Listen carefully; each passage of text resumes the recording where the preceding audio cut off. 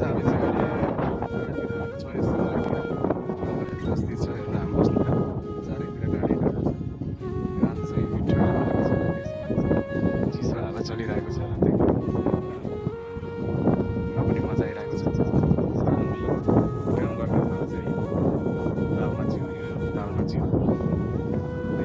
पछाडि काम गर्ने कम्पनीहरू छ त्यहाँ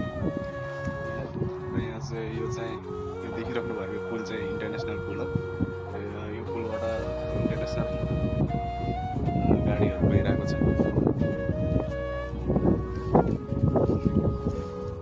र हामी चाहिँ बस्ने ठाउँ चाहिँ दालमा छ